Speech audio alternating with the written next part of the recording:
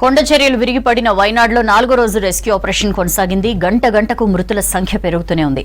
ఇప్పటికే 300కు పైగా మరణించగా మరో 240 మంది ఆచూకీ తెలియాల్సి ఉంది.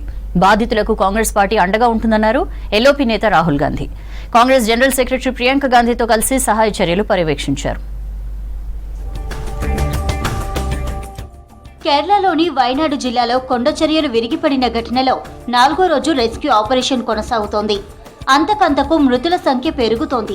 ఈ విషాద ఘటనలో 300 మందికి పైగా ప్రాణాలు కోల్పోయారు. మరో 240 మందికి పైగా ఆచూకీ లభించడం లేదని తెలుస్తోంది. గాయపడిన వారిని హెలికాప్టర్ ద్వారా దగ్గరలోని హాస్పిటల్ కు తరలించి చికిత్స అందిస్తున్నారు. మొత్తం 6 జోన్లుగా విభజించి 40 టీమ్స్ తో గాలింపు చర్యలు చేపట్టారు రెస్క్యూ సిబ్బంది.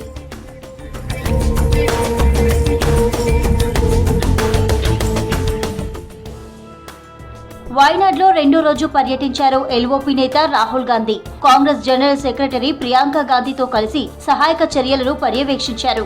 కాంగ్రెస్ పార్టీ తరపున బాధితులకు 100కు పైగా ఇళ్లను కట్టిస్తామని తెలిపారు.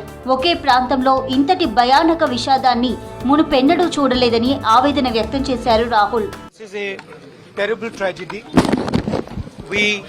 Yesterday went to the site, we went to the camps, we assessed the situation there, and today we had a meeting with the administration and their strategy.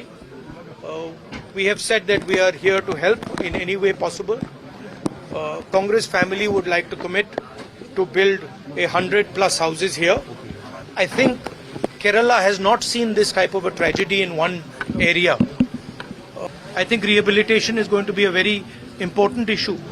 What a lot of the survivors have told me, is that they do not want to go back to that area. Wayanad విషాదాన్ని జాతీయ విపత్తుగా అభివర్ణించారు రాహుల్. సమగ్ర కార్యాచరణ ప్రణాళికతో వెంటనే పునర్నిర్మాణం చేపట్టాలని కేంద్రాన్ని కోరారు. ఈ ఘటనను పార్లమెంటులో లేవనెత్తుతామన్నారు రాహుల్.